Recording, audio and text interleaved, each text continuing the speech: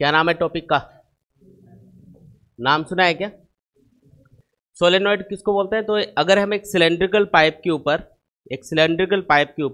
एक insulated copper wire को एक स्प्रिंग के जैसे लपेट दे तो वो जो स्ट्रक्चर बनेगी उसी का नाम क्या होता है? सोलेनॉइड। देखो डायग्राम बनाता हूं। ये एक सिलेंड्रिकल पाइप लिया अपन ने और इसके ऊपर क्या किया? एक इंसुलेटेड कॉपर वायर, एक सिंपल कॉपर वायर नहीं है ये। इंसुलेटेड कॉपर वायर का मतलब ये है कॉपर वायर के ऊपर प्लास्टिक की एक पतली सी लेयर होगी जिससे जितने भी टर्न्स आप बनाओगे वो एक दूसरे से सेपरेट रहेंगे, नहीं तो वो क्या होंगे? शॉर्ट हो जाएंगे, आपस में कनेक्ट हो जाएंगे, तो वो एक सिंगल टर्न वाले लूप की तरह बिहेव करेगा। अगर आप उसमें 50 टर्न्स भी बना दोगे नॉर्मल कॉपर वायर के तो वो एक सिंगल टर्न वाले लूप की तरह ही बिहेव करेगा, क्योंकि हर एक टर्न क्या हो गया? आपस में कनेक्ट हो गया, शॉर्ट हो गया। वो शॉर्ट होना बोलते हैं इसको। इंसुलेशन होता है तो क्या है? हर एक टर्न सेपरेट रहता है। अब इसके ऊपर आपको एक वायर को इस तरीके से लपेटना है। देखो ये अपन ने वायर को लपेट दिया और ये एक स्प्रिंग के जैसे लपेटा हुआ है। जब इसमें करंट फ्लो करेंगे, मान लो आपने करंट फ्लो किया, तो जैसे इसमें करंट फ्लो किया जाएगा इसके अंदर क्या होगा? इस करंट की वजह से एक मैग्नेटिक फील्ड प्रोड्यूस होगा और हम देखेंगे कि ये जो मैग्नेटिक फील्ड है इस सोलेनॉइड की एक्सिस के अलोंग यूनिफॉर्म होता है। यूनिफॉर्म का मतलब है एक जैसा रहेगा। मतलब अगर हमें एक यूनिफॉर्म या कांस्टेंट मैग्नेटिक फील्ड प्रोड्यूस करना है तो हम इस स्ट्रक्चर को यूज करेंगे। समझ में आया क्या? तो ये जो स्ट्रक्चर है इसका नाम है सोलेनॉइड। अच्छा, इसका मैग्नेटिक फील्ड कौन सी डायरेक्शन में होगा ये कैसे पता करेंगे? तो जो करंट कैरिंग लूप के लिए मैंने आपको लॉ बताया था, कौन सा लॉ बताया था? राइट हैंड रूल, है ना। राइट हैंड रूल के अकॉर्डिंग जिस डायरेक्शन में लूप के अंदर करंट होता है उस डायरेक्शन में हम राइट हैंड फिंगर्स को कर्ल करेंगे, घुमाएंगे, तो जो थंब होगा वो रिजल्टेंट मैग्नेटिक फील्ड की डायरेक्शन को रिप्रेजेंट करेगा। अगर मैं ऑब्जर्वर बन के यहाँ पे खड़ा हो जाता हूँ और मैं देखता हूँ इस लूप को, ये लो ऑब्जर्वर, तो इसको करंट की डायरेक्शन क्या दिखाई देगी? क्लॉकवाइज या एंटी क्लॉकवाइज? ऑब्जर्वर की पोजीशन इंपॉर्टेंट है भाई, वो कहाँ से देख रहा है उसको। तो राइट साइड से ये ऑब्जर्वर इस सोलेनॉइड को ऑब्जर्व कर रहा है, तो बताओ करंट की डायरेक्शन क्या दिखाई देगी इसको? ये ऐसे ऐसे सामने वाले जो टर्न्स है ना उनमें करंट ऊपर जा रहा है और पीछे वाले टर्न्स में ऐसे नीचे आ रहा होगा। तो हम ये बता सकते हैं कि जो करंट की डायरेक्शन वो क्या है? क्लॉकवाइज, है ना, क्लॉकवाइज डायरेक्शन में। तो राइट हैंड फिंगर्स को आपको क्लॉकवाइज डायरेक्शन में घुमाना है, तो थंब इधर जा रहा है। इसका मतलब इस सोलेनॉइड की एक्सिस के अलोंग जो मैग्नेटिक फील्ड प्रोड्यूस होगा, है ना, ये जो मैग्नेटिक फील्ड होगा कौन सी डायरेक्शन में होगा? Right to left. इस तरीके से इसके अंदर ये मैग्नेटिक फील्ड प्रोड्यूस होगा। ये लो, ये इसका डायग्राम बनेगा। ये मैग्नेटिक फील्ड है जो इस सोलेनॉइड की एक्सिस के अलोंग प्रोड्यूस हुआ। समझ में आया क्या? तो मैग्नेटिक फील्ड की डायरेक्शन हम पता कर सकते हैं। लूप के लिए देखना हो या सोलेनॉइड के लिए देखना हो एक ही रूल लगेगा, राइट हैंड रूल, है ना। चलो, ये तो मैग्नेटिक फील्ड की डायरेक्शन वगैरह हमको पता चल गई। अब हम ये कैलकुलेट करेंगे कि इसके अंदर मैग्नेटिक फील्ड कितना होगा और बाहर कितना होगा। सबसे पहले हम बाहर की बात करते हैं, है ना। तो इसी डायग्राम को अब थोड़ा इमेजिन करना, मैं वापस से ड्रॉ करूंगा। अब मैं जो बता रहा हूं उसको थोड़ा ध्यान से इमेजिन करना। ये मान लो सोलेनॉइड है अपनी, और अगर मैं इस सोलेनॉइड को बीच में से काट दूं, ये सोलेनॉइड ऐसे रखी हुई है, सिलेंड्रिकल है ना। आपको इसको बीच में से कट करना है। एकदम बीच में से कट करोगे तो आप ये सोचो कि भाई आपको ये जो करंट है ये फ्लो होता हुआ वायर्स में दिखाई दे रहा है। थोड़ी चीज़ें इमेजिन करनी है। अगर ये करंट आपको दिखाई दे रहा होता तो ये वाला जो करंट है देखो, ये ऐसे जाके और फिर ऊपर इनवर्ट जा रहा है, ऐसे जा रहा है, ये ऐसे घूम के और फिर इनवर्ट जा रहा है। मतलब ऊपर अगर इसको बीच में से काटोगे तो ये जो कटे हुए वायर्स आपको दिखेंगे ऊपर, इनमें करंट कौन सी डायरेक्शन में दिखेगा? आपको इनवर्ट डायरेक्शन में जाता हुआ दिखेगा। अगर बीच में से इसको काट दिया जाए तो ये करंट ऐसे घूम के जा रहा है इनवर्ट डायरेक्शन में, तो जितने भी कटे हुए वायर्स दिखेंगे आपको उनमें करंट कौन सी डायरेक्शन में दिखेगा? इनवर्ट। और नीचे जितने भी वायर्स दिखेंगे उनमें करंट आउटवर्ड आ रहा होगा। आपने अचानक से उसको काटा तो क्या हुआ? यहाँ से करंट बाहर आ रहा था और ऐसे घूम के यहाँ पे इन्वर्ट जा रहा था। तो उस डायग्राम में मैं इसको ड्रॉ करूंगा। एक चीज़ समझानी है आपको, तो इसके लिए हम इसको ड्रॉ करेंगे। अब इनवर्ट डायरेक्शन को हम कैसे बताते हैं? क्रॉस से। क्रॉस का सिंबल क्या शो करता है कि यहाँ पे कोई चीज़ प्लेन के परपेंडिकुलर इनवर्ट डायरेक्शन में है। क्रॉस से हमने किसको रिप्रेजेंट किया है? करंट की डायरेक्शन को, है ना, जो कि कौन सी डायरेक्शन में है? प्लेन के परपेंडिकुलर इनवर्ट डायरेक्शन में है। और नीचे आपको क्या ड्रॉ करने होंगे? डॉट। डॉट का मतलब है प्लेन के परपेंडिकुलर आउटवर्ड। तो इन डॉट और क्रॉस का मतलब समझ में आया क्या आपको? डॉट किसको शो कर रहा है, करंट की डायरेक्शन आउटवर्ड है, और क्रॉस किसको शो कर रहा है कि करंट की डायरेक्शन इनवर्ड है। ठीक है, अच्छा अब इनका मैग्नेटिक फील्ड ड्रॉ करते हैं अपन। सबसे पहले ऊपर वाले एलिमेंट्स की बात करते हैं। ये वाला जो एलिमेंट है इसमें करंट इनवर्ड जा रहा है। अगर मुझे करंट की डायरेक्शन पता है तो उसके चारों तरफ मैग्नेटिक फील्ड कौन सी डायरेक्शन में होगा, इसको पता करने के लिए एक रूल होता है। कौन सा रूल, जैसे ये वायर है इसमें करंट ऊपर जा रहा है तो इसके लिए कौन सा रूल लगाएंगे, मैग्नेटिक फील्ड की डायरेक्शन पता करने के लिए राइट हैंड रूल, इसको भी राइट हैंड रूल ही बोलते हैं। वायर के लिए क्या करना होता है, करंट की डायरेक्शन में राइट हैंड थंब को पॉइंट करना होता है। तो फिंगर्स वायर के अराउंड जिस डायरेक्शन में कर्ल होती हैं वो किसको रिप्रेजेंट करती हैं, मैग्नेटिक फील्ड की डायरेक्शन को बताती हैं। तो ये मैग्नेटिक फील्ड की डायरेक्शन होगी। कौन सा रूल लगाया, ठीक है। अब ये वाला जो क्रॉस है इसके लिए मुझे मैग्नेटिक फील्ड की डायरेक्शन बताओ। तो करंट की डायरेक्शन क्या है, प्लेन के परपेंडिकुलर इनवर्ड। तो आपको क्या करना है, इनवर्ड डायरेक्शन में राइट हैंड थंब को पॉइंट करना है। ऐसे पॉइंट कर लिया ये लोग। अब जो फिंगर्स है वो कौन सी डायरेक्शन में कर्ल हो रही है बताओ, ये कौन सी डायरेक्शन है, क्लॉकवाइज। इसका मतलब इस टर्न में जो इस वायर में जो करंट फ्लो रहा था उसकी वजह से जो मैग्नेटिक फील्ड है वो क्लॉकवाइज डायरेक्शन में होगा। समझ में आई ये बात। अच्छा ये वाला जो टर्न है इसमें भी जो करंट की डायरेक्शन है वो प्लेन के परपेंडिकुलर इनवर्ड है, तो इसका मैग्नेटिक फील्ड भी क्या होगा, सेम ही होगा। ठीक है, चलो इसका मैग्नेटिक फील्ड भी क्या है, यहाँ पे सेम डायरेक्शन में है। हर एक टर्न का मैग्नेटिक फील्ड एक ही तरीके से हम डिफाइन करेंगे, एक ही तरीके से बताएंगे, क्योंकि हर एक टर्न में जो करंट की डायरेक्शन थी वो सेम थी। इसी तरीके से अब ये बताओ, ये जो नीचे वाले टर्न्स हैं इनमें करंट कौन सी डायरेक्शन में है, बताओ देख के, आउटवर्ड। तो आउटवर्ड डायरेक्शन में क्या करना है, थंब को पॉइंट करना है। फिंगर्स कैसे कर्ल हो रही हैं, ये एंटी क्लॉकवाइज डायरेक्शन होती है। तो इसका मतलब इन हर एक टर्न का जो मैग्नेटिक फील्ड है वो एंटी क्लॉकवाइज डायरेक्शन में होगा। ऐसा होगा ना, एंटी क्लॉकवाइज। समझ में आ रही है क्या बात। ये डायरेक्शन अपन को देखनी आनी चाहिए। इस चैप्टर में क्या है कि डायरेक्शंस वगैरह का कुछ ज़्यादा ही इंपॉर्टेंस है, तो ये हमको पता करनी आनी चाहिए कि किस तरीके से हम डायरेक्शन चेक करेंगे। ये लो जितने भी टर्न्स हैं, है ना, जितने भी एलिमेंट्स आपको दिखेंगे वायर्स के जिनमें करंट आउटवर्ड आ रहा होगा उनकी वजह से मैग्नेटिक फील्ड कुछ ऐसा होगा। अब समझने वाली बात क्या है इसमें, अब पास पास वाले दो टर्न्स को देखो, ये वाला जो एलिमेंट है और ये वाला जो एलिमेंट है ना, तो इसका जो मैग्नेटिक फील्ड है और इसका जो मैग्नेटिक फील्ड है इन दोनों टर्न्स के बीच में कौन सी डायरेक्शन में है, एक दूसरे से अपोजिट डायरेक्शन में है। देख रहे हो आप, ये वाला मैग्नेटिक फील्ड ऊपर जा रहा है और इसका मैग्नेटिक फील्ड नीचे आ रहा है। तो अगर मैग्नेटिक फील्ड एक दूसरे के अपोजिट डायरेक्शन में है तो क्या करेगा, एक दूसरे को कैंसिल करेगा। इसका मतलब यहाँ पे जो मैग्नेटिक फील्ड है वो क्या हो जाएगा, कैंसिल। यहाँ पे भी ऐसा ही होगा। समझ रहे हो बात। तो कोई भी दो कंटिन्यूस टर्न्स हैं उनके बीच में जो मैग्नेटिक फील्ड है वो क्या मिलेगा आपको, जीरो मिलेगा। और बाहर जो थोड़ा बहुत मैग्नेटिक फील्ड बचा है, अगर मैं इसको एक साथ ड्रॉ कर दूं तो एक वीक सा मैग्नेटिक फील्ड आपको इस सोलेनोइड के बाहर मिल रहा होगा ऐसा। अच्छा इनको मैं मिला क्यों हो रहा हूँ, क्योंकि मैग्नेटिक फील्ड लाइंस की एक प्रॉपर्टी हम आगे डिस्कस करेंगे कि जो मैग्नेटिक फील्ड लाइंस है वो हमेशा क्लोज लूप बनाती हैं, ऐसा आप पढ़ोगे आगे, है ना। तो इनको क्लोज लूप की फॉर्म में दिखाना है हमेशा। तो ये जैसे यहाँ से यहाँ तक, फिर यहाँ पे गायब हो गया तो ये अगली वाली लाइन स्टार्ट होगी मैग्नेटिक फील्ड लाइन, और इस तरीके से इसको ड्रॉ करना है। लेकिन ये बाहर मैग्नेटिक फील्ड इतना कम होगा कि इसको ऑलमोस्ट कितना माना जा सकता है, जीरो। आया कि नहीं आया। अब यहाँ पे देखो वापस से, ये देखो ये दो टर्न्स हैं, इनमें जो करंट की डायरेक्शन है उसके अकॉर्डिंग जो मैग्नेटिक फील्ड है दो टर्न्स के बीच में वो क्या होगा, कैंसिल होगा। उसी तरीके से यहाँ पे भी मैग्नेटिक फील्ड क्या हो रहा है, कैंसिल होता जा रहा है। तो सेम डायग्राम यहाँ पे बनेगा।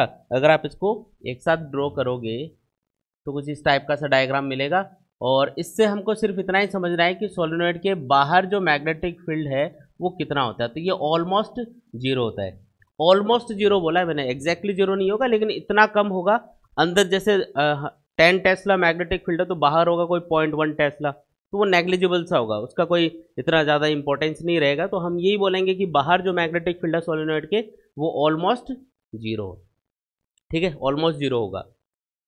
अब इसकी एक्सिस के अलोंग मैग्नेटिक फील्ड कितना है ये हमको कैलकुलेट करना है। उसकी डायरेक्शन तो हम पता कर ही चुके हैं। बाहर मैग्नेटिक फील्ड कितना है, ऑलमोस्ट जीरो। अंदर तो है क्योंकि हर एक टर्न का जो मैग्नेटिक फील्ड होगा, यहाँ पे जितने भी टर्न्स हैं उनका मैग्नेटिक फील्ड क्या होगा, ऐड होता जाएगा। और ये जो ऐड होके जो एक यूनिफॉर्म सा मैग्नेटिक फील्ड अंदर बनेगा ये कितना होगा, ये हमको कैलकुलेट करके बताना है अब। ठीक है, टारगेट समझ में आया क्या। अब कैसे कैलकुलेट करेंगे, तो इसके लिए हम एम्पियर सर्किट लॉ यूज करेंगे। तो वापस से हम अभी जो डायग्राम बनाया था वही डायग्राम वापस बना रहा हूँ। ये देखो, ये एक सोलेनॉइड है,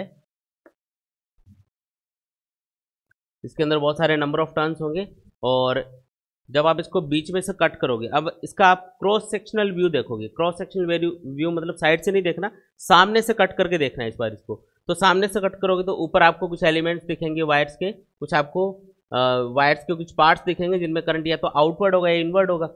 अब इसमें ये कोई जरूरी नहीं है कि ऊपर आप इनवर्ड ही दिखाओ या ऊपर आउटवर्ड ही दिखाओ, मन में वैसे दिखाओ, लेकिन ऊपर अगर इनवर्ड दिखाए तो नीचे क्या होगा, आउटवर्ड होगा। जैसे यहाँ पे मैं ये डॉट्स ड्रॉ कर रहा हूँ, ठीक है। इन डॉट्स का मतलब क्या है कि जो इन एलिमेंट्स में ये जो वायर कटेंगे यहाँ पे, इनमें जो करंट होगा वो किधर होगा, बोर्ड के परपेंडिकुलर आउटवर्ड डायरेक्शन में आएगा और ऐसा घूम के नीचे इनवर्ड जाएगा। समझ में आया क्या?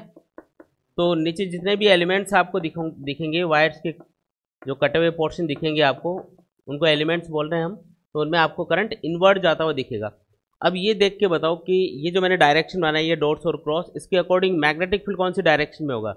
अगर आपको समझ में आया ना कि ये डॉट्स और क्रॉस का मतलब क्या है, तो अब ये देख के बताओ कि मैग्नेटिक फील्ड इस सोलेनॉइड की एक्सिस के लॉन्ग कौन सी डायरेक्शन में होगा। लेफ्ट टू राइट होगा या राइट टू लेफ्ट होगा? कितने लोग बोल रहे हैं लेफ्ट टू राइट? चलो बिल्कुल सही है, ज़्यादातर नहीं बोल दिया। तो ऊपर करंट बाहर आ रहा है, नीचे इनवर्ट जा रहा है, ठीक है। ऐसे करेंगे राइट हैंड फिंगर्स को, करंट की डायरेक्शन में घुमाना है, ऐसे तो घूमेंगी हम इधर, तो लेफ्ट टू राइट। तो लेफ्ट टू राइट यहाँ पे मैग्नेटिक फील्ड को मैं ड्रॉ कर देता हूँ। ये इसका मैग्नेटिक फील्ड हो गया। अंदर जो मैग्नेटिक फील्ड है वो ऑलमोस्ट कांस्टेंट होता है, इसलिए इसको क्या बोलते हैं, यूनिफॉर्म मैग्नेटिक फील्ड बोलते हैं। ये जो मैग्नेटिक फील्ड है इसकी डायरेक्शन हमको पता चल गई, अंदर एक्सिस के अलॉन्ग इस डायरेक्शन में होगा, ये ऐसा होगा, ठीक है।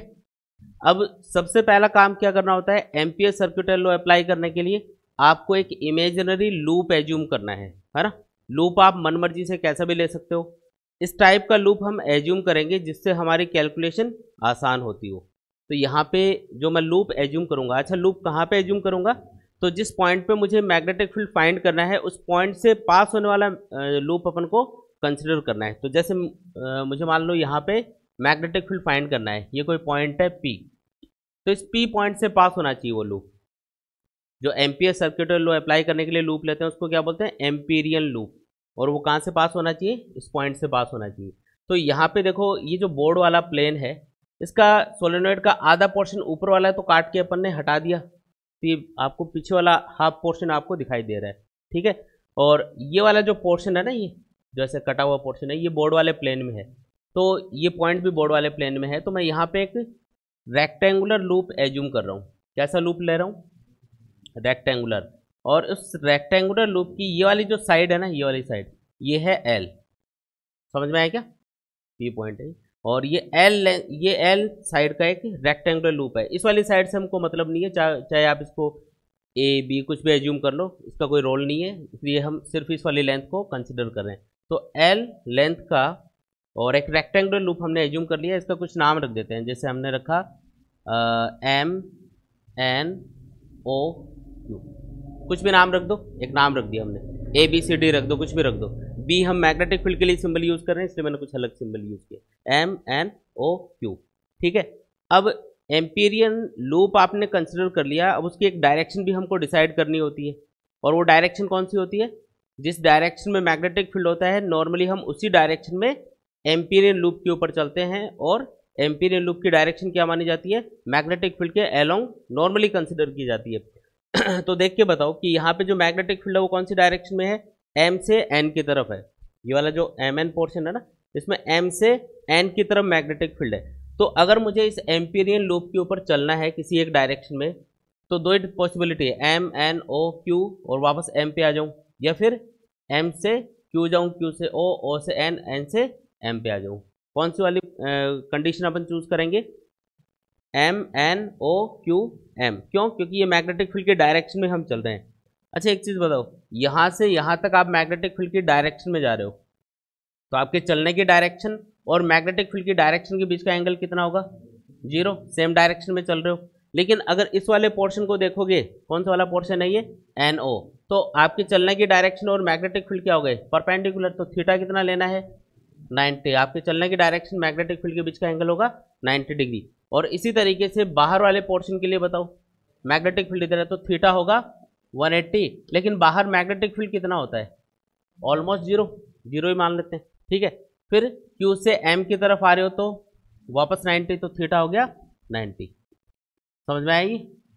देखो थीटा हमको इसलिए कंसिडर करना है क्योंकि जब आप एम्पियर सर्क्यूटल लॉ अप्लाई करोगे, फॉर्मूला लिखोगे integration B dot d l equal to mu naught into I, I net लिख देता हूँ इसको। आई नेट का मतलब है total current inside the amperian loop. तो ये जो डॉट प्रोडक्ट है जब इसको ओपन किया जाता है तो ये क्या आता है, B d l cos theta आता है। तो थीटा हमको पता होना चाहिए, ठीक है। तो इस लूप को, पूरे लूप को हमने 4 डिफरेंट पोर्शंस में डिवाइड कर लिया। हर एक पोर्शन के लिए हमको पता चल गया कि थीटा कितना है। अब सॉल्व कर सकते हैं। यहाँ पे एक चीज़ की और ज़रूरत पड़ेगी कि ये जो सोलेनॉइड आपने कंसिडर की है, मान लो इसके अंदर टोटल नंबर ऑफ टर्न्स हैं n, और इसकी जो टोटल लेंथ है ना यहाँ से लेके यहाँ तक, ये है कैपिटल L। तो इस सोलेनॉइड के अंदर number of turns per unit length कितने हैं, इस डेटा की हमको ज़रूरत पड़ेगी। Number of turns per unit length का मतलब क्या है, इस सोलेनॉइड की 1 सेंटीमीटर लेंथ के अंदर नंबर ऑफ टर्न्स कितने हैं, number of turns per unit length लिख देते हैं इधर। इसको स्मॉल n के सिंबल से रिप्रेजेंट किया जाता है और इसका फॉर्मूला क्या होगा, number of turns per unit length अगर हमको कैलकुलेट करना है, अगर हमें इस सोलेनॉइड के अंदर टोटल नंबर ऑफ टर्न्स पता है और इसकी टोटल लेंथ पता है, तो क्या 1 सेंटीमीटर लेंथ के अंदर नंबर ऑफ टर्न्स कैलकुलेट किए जा सकते हैं। क्या करना होगा, टोटल नंबर ऑफ टर्न्स को डिवाइड कर देंगे टोटल लेंथ से। मैंने बोला कि सोलेनॉइड के अंदर 500 टर्न्स है और इसकी लेंथ है 10 सेंटीमीटर। बताओ 1 सेंटीमीटर लेंथ के अंदर कितने नंबर ऑफ टर्न्स है। क्या करोगे, 500/10 कितना आएगा, 50 आएगा। तो 50 टर्न्स पर सेंटीमीटर, उसी को हमने क्या नाम दे रखा है, स्मॉल n। इसको बोला जाता है number of turns per unit length in the solenoid. क्योंकि हो सकता है सोलेनॉइड बहुत बड़ी हो और आप उसका एक छोटा सा पोर्शन लेके स्टडी कर रहे हो, तो छोटे से पोर्शन में आप देख सकते हो कि इतने सेंटीमीटर में इतने नंबर ऑफ टर्न्स हैं। तो number of turns per unit length हम इजीली कैलकुलेट कर सकते हैं। तो n के टर्म्स में ही फॉर्मूला नॉर्मली लिखा जाता है, लेकिन अगर नंबर ऑफ टर्न्स आपको गिवन हो, लेंथ गिवन हो, तो इसको कैलकुलेट भी कर सकते हो। n/l इसका फॉर्मूला होगा, स्मॉल n इक्वल्स टू क्या होगा, total turns upon total length. Simple है ना एकदम, ठीक है। इसको ओपन करें, सॉल्व करेंगे। अब फिजिक्स कंप्लीट हो गई, मैथमेटिक्स चालू होगी अब, ठीक है। अब कैलकुलेशन करनी है। बी डॉट डी एल क्या लिखूँ इसको 4 पार्ट में लिखना पड़ेगा क्योंकि थीटा इन चारों पोर्शन के लिए क्या है, अलग अलग है। तो क्या करना पड़ेगा, इसको 4 डिफरेंट, इंटीग्रेशन का मतलब सम है ना, एडिशन करना है। तो 4 टुकड़ों में डिवाइड करके इस लूप के ऊपर टोटल मैग्नेटिक फील्ड कितना है उसको ऐड कर लो, एक ही बात है। तो सबसे पहले मैं m से n वाले पोर्शन के लिए लिख रहा हूँ। कौन से वाले पोर्शन के लिए, m से n के लिए। तो इसको लिखूंगा बी डी एल कॉस, और थीटा कितना पुट करना है, 0 डिग्री, ठीक है। मैंने लिखा 0 डिग्री, प्लस n से किधर जाना है, o की तरफ जाना है। कोई कंफ्यूजन है क्या, बताओ, ठीक है। तो n से o के लिए क्या लिखना है, थीटा कितना, बी डी एल कॉस 90, फिर o से q की तरफ जाना है, ठीक है। क्या लिखेंगे, अच्छा यहाँ तो b 0 है, हमको लिखना है B d l cos theta, तो b 0 तो 0 into d l into cos, और थीटा कितना है 180 डिग्री है ना, o से q के लिए। और फिर q से m के लिए क्या लिखना है, q से m के लिए बताओ, b डी एल कॉस 90, और ये सब के सब इक्वल टू क्या आएंगे, म्यू नॉट इंटू आई नेट लिखे जाएंगे। समझ में आया क्या, इन सबका जो सम आएगा वो म्यू नॉट इंटू आई के बराबर होना चाहिए। ये आई नेट कितना होगा इसको भी कैलकुलेट करेंगे। पहले आई नेट बताओ कितना होगा। आई नेट का मतलब क्या है, इस एम्पीरियल लूप के अंदर टोटल नंबर ऑफ टर्न्स और उनमें करंट। आई नेट का मतलब है total current inside the loop. तो इसमें टोटल नंबर ऑफ टर्न्स कितने हैं पहले ये कैलकुलेट करो, फिर उनमें हर एक में आई करंट फ्लो रहा होगा। मान लो सोलेनॉइड में फ्लो होने वाला करंट है आई, तो हर एक टर्न में करंट कितना होगा, आई होगा। तो अगर हमें ये पता चल जाए कि यहाँ से लेके हम, यानी कि इस एल लेंथ के अंदर ये कितने टर्न्स आ गए, अगर हम ये कैलकुलेट कर लें कि इस एल लेंथ के अंदर कितने नंबर ऑफ टर्न्स आ गए, तो उसको आई से मल्टीप्लाई कर लेंगे। हमको सिर्फ एम्पीरियन लूप के अंदर कितना करंट है वो काउंट करना है। ये वाले टर्न्स बाहर छूट गए, ये वाले टर्न्स बाहर छूट गए, ये वाले टर्न्स भी बाहर है, तो इनसे मतलब नहीं है। हमको सिर्फ इतने इतने टर्न्स से मतलब है, ये वाले टर्न्स। तो ये कितने हैं, ये कैलकुलेट करने पड़ेंगे क्योंकि हमने क्या बता रखा है कि इस सोलेनॉइड में number of turns per unit length कितने हैं, n, स्मॉल n। एक चीज बताओ, अगर मुझे 1 सेंटीमीटर लेंथ के अंदर नंबर ऑफ टर्न्स पता हो तो क्या मैं इस l लेंथ के अंदर ये कितने नंबर ऑफ टर्न्स होंगे ये कैलकुलेट कर सकता हूँ? क्या करना होगा, इंटू एल कर देंगे। स्मॉल n इंटू एल क्या होगा, total number of turns in this length. ये वाली जो लेंथ है ना l, इसमें ये कितने नंबर ऑफ टर्न्स है इसको कैलकुलेट करने के लिए मैं क्या करूंगा, मुझे n इंटू एल करना होगा। और टोटल करंट अगर फाइंड करना है तो क्या करना होगा, तो इसको मल्टीप्लाई करना होगा इंटू, मतलब इसको मल्टीप्लाई करना होगा I से। I क्या है, एक सिंगल टर्न के अंदर फ्लो होने वाला करंट।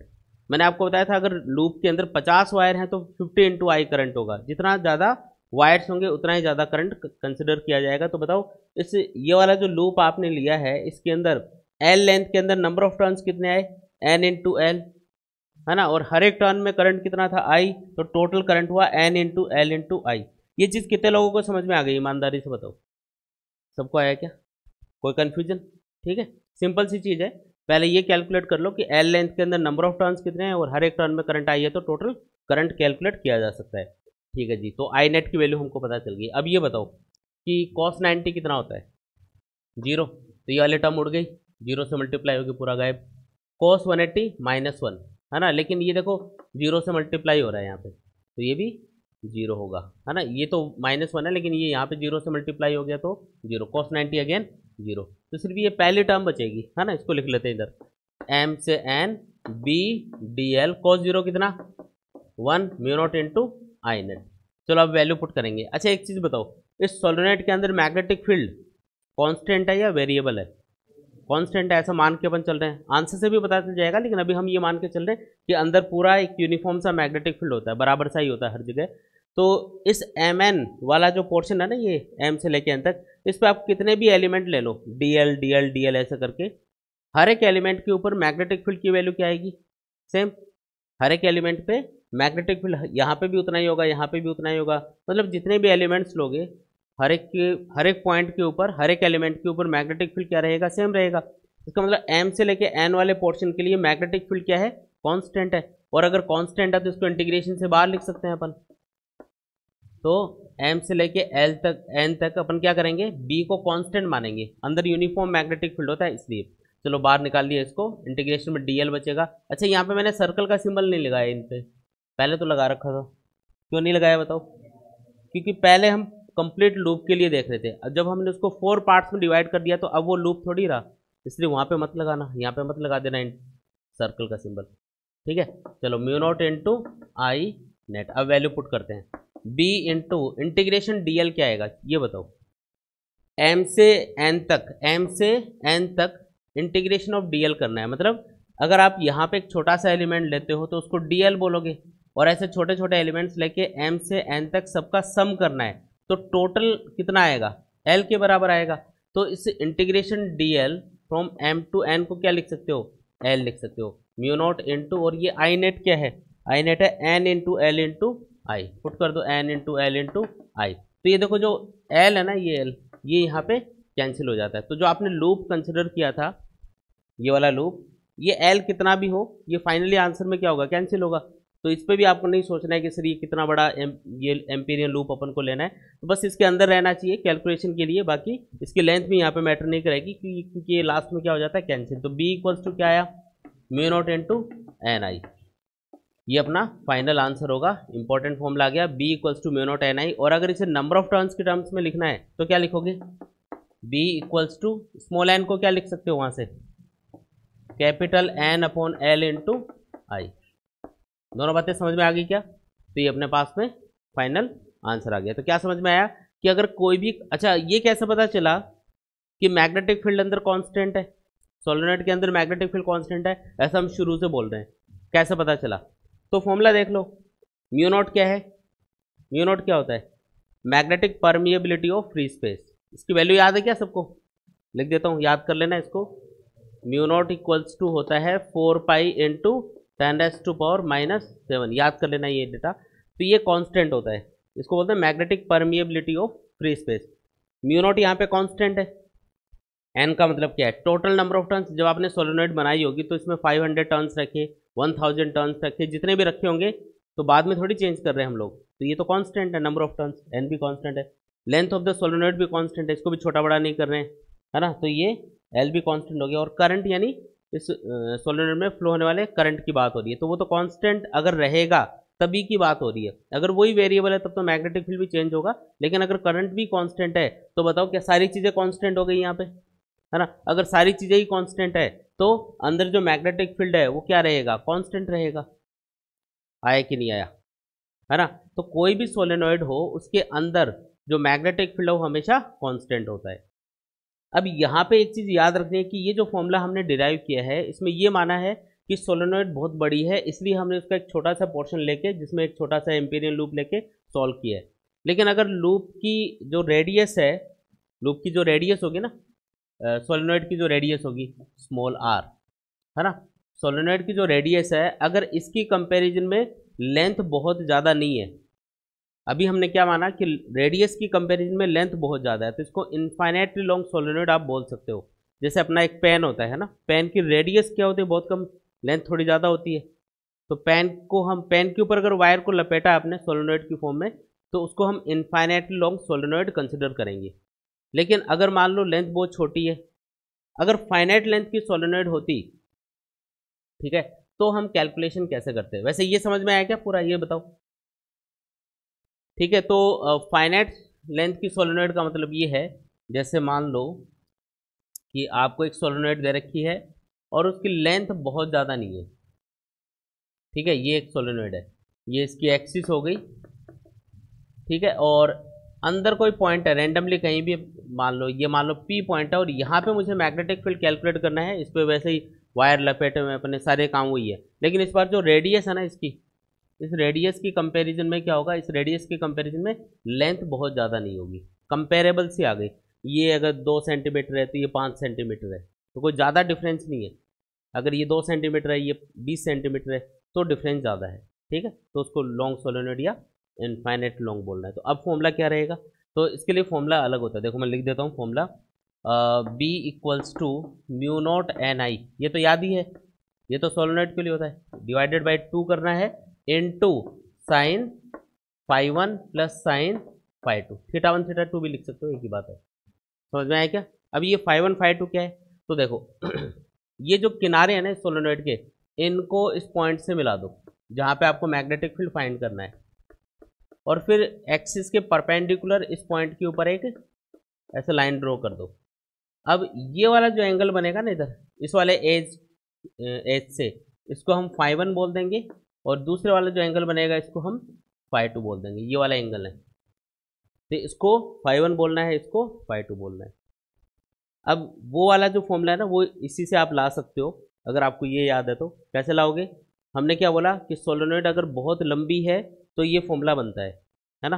कैसे, अगर ये सिरा बहुत दूर तक चला जाए तो ये वाला जो एंगल है ये क्या होगा, बढ़ता जाएगा, और ये अगर इनफाइनाइट पे चला जाए तो ये एंगल बढ़ता बढ़ता कितना हो जाएगा, ऑलमोस्ट 90, है ना। और इधर ये अगर इनफाइनाइट पे चला जाएगा तो ये वाला एंगल भी क्या हो जाएगा, ऑलमोस्ट 90, और 90 90 पुट करोगे यहाँ पे फाई 1 फाई 2 तो क्या आएगा, साइन 90 प्लस साइन 90 यानी 1 प्लस 1 2, 2 से 2 कैंसिल, आंसर क्या बना, B equals to mu naught n I, वही आ गया ना। तो फाइनाइट लेंथ की सोलेनोइड के लिए ये फॉर्मूला होता है। अब इसमें आपको पूछा क्या जाएगा कि बताओ सोलेनोइड के एजेस के ऊपर, किनारों के ऊपर कितना मैग्नेटिक फील्ड होता है। अगर एज की बात की है ना तो इसका मतलब कोई फाइनाइट लेंथ की सोलेनोइड रही होगी, क्योंकि इनफाइनाइट होती तो उसका एज ही नहीं मिलता हमको, बहुत दूर होता वो तो। अपनी ये मान के चलते हैं कि अगर इनफाइनाइट लॉन्ग सोलेनोइड है तो वो तो बहुत लंबी है, बहुत दूर तक है, ठीक है, उसका एज हमको नहीं पूछ रहा, आपको कहाँ पे पूछ रहा है, आपको पूछ रहा है एज के ऊपर मैग्नेटिक फील्ड कितना है, तो हम क्या मानेंगे कि सोलेनोइड कैसी है, फाइनाइट लेंथ की है, तो फिर ये वाला फॉर्मूला लगेगा उसमें। और एज के ऊपर पूछा है तो एज का मतलब ये पॉइंट कहाँ पे आ गया, अरे एज का मतलब ये पॉइंट कहाँ पे है, यहाँ पे होगा या यहाँ पे होगा, एक सिरे पे होगा ना, ये पॉइंट मान लो कहाँ पे है, यहाँ पे है। अगर ये पॉइंट यहाँ पे होता तो फाई 1 कितना होता, ये सोच के बताओ। अगर ये पॉइंट मैं यहाँ पे कंसिडर कर लूँ, इधर इन लंबी है सोलेनोइड, लेकिन इधर वाला जो पॉइंट है ना, ये वाला पॉइंट है, ये यहाँ पे ही आ गया एकदम एज पे, तो फाई 1 कितना होगा। देखो कैसे मेजर किया फाई 1, हमने इस पॉइंट को एज से मिलाया, फिर यहाँ पे परपेंडिकुलर लाइन ड्रॉ करी, फिर उनके बीच का एंगल देख लिया, तो अगर पॉइंट यहाँ पे आ जाएगा तो यहाँ पे एक परपेंडिकुलर लाइन ड्रॉ करोगे, फिर इस पॉइंट को एच से मिलाओगे तो ये सेम ही लाइन आ गई, तो एंगल कितना बना इनके बीच में 0, तो एक एंगल 0 हो गया। लेकिन ये वाला सिरा थोड़ा दूर है तो ये अपन ऑलमोस्ट 90 कंसिडर करेंगे, तो एक 0 होगा एक 90 होगा, तो आंसर क्या आएगा 0 साइन 0 प्लस साइन 90 यानी 1 आएगा, 1 आएगा तो आंसर क्या बना mu naught n I by 2। तो इंपॉर्टेंट रिजल्ट क्या है कि जब सोलेनॉइड एक तरह से बड़ी हो लेकिन उसके एक एज पे अगर आपको मैग्नेटिक फील्ड पूछा जाए, अंदर नहीं, अंदर कितना है म्यू नॉट एन आई, लेकिन अगर उसके एक एज पे मैग्नेटिक फील्ड पूछा जाए तो फॉर्मूला क्या होगा B equals to mu naught n I upon 2। ये कहाँ पे है एज के ऊपर, एक किनारे के ऊपर मैग्नेटिक फील्ड इतना है। तो इसका अगर मैं एक ग्राफ ड्रॉ करूं कि मैग्नेटिक फील्ड किस तरीके से सोलेनॉइड के लिए वेरी करता है, चेंज होता है, तो एक सिंपल सा ग्राफ बनेगा इसका। अंदर तो आपको यूनिफॉर्म यानी कि कांस्टेंट मैग्नेटिक फील्ड दिखाना है, और एज के ऊपर मैग्नेटिक फील्ड कितना हो जाएगा एकदम से अंदर जितना एज्यूम करोगे उससे हाफ। मान लो एल लेंथ की सोलेनॉइड है और ये है मान लो सोलेनॉइड, इसके लिए मैं ग्राफ ड्रॉ कर रहा हूँ, ठीक है। तो इसका हाफ पोर्शन इधर है, ये वाला पोर्शन एल बाई 2 मान लो, माइनस में लिख देते हैं ओरिजिन से इधर है इसलिए, और ये कितना होगा एल बाई 2, तो टोटल कितना हुआ ये एल हो गया, एल बाई 2 ये है एल बाई 2 ये है, टोटल कितना हुआ एल हो गया ना। एल लेंथ की सोलेनॉइड के लिए ग्राफ बना रहे हो तो अंदर तो मैग्नेटिक फील्ड क्या है यूनिफॉर्म, अंदर मैग्नेटिक फील्ड क्या है यूनिफॉर्म कांस्टेंट है, और कितना है तो B equals to mu naught n into I आया क्या, और किनारों पे कितना हो जाएगा जस्ट हाफ। तो अगर ये मैक्सिमम इतना दिखाया है तो इसका हाफ करीब यहाँ पे होगा, तो यहाँ पे एक पॉइंट ले लो, इधर भी एक पॉइंट ले लो, तो इस ग्राफ को एकदम से डाउन कर दो, फिर यहाँ पे एज पे पहुँचते ही क्या होगा एकदम से हाफ हो जाएगा। और अगर सोलेनॉइड से बाहर निकल गए तो ऑलमोस्ट 0, बाहर नहीं होता मैग्नेटिक फील्ड, क्योंकि जहाँ पे नंबर ऑफ टर्न्स हैं जहाँ तक है वहाँ पे आपको मैग्नेटिक फील्ड मिलेगा, अगर इससे दूर चले जाओगे तो फिर मैग्नेटिक फील्ड तेजी से घटते हुए 0 हो जाएगा, क्योंकि आगे नंबर ऑफ टर्न्स ही नहीं है ना, आगे कहाँ मैग्नेटिक फील्ड होगा। आई बात समझ में, तो ये ग्राफ भी याद कर लेना, ठीक है।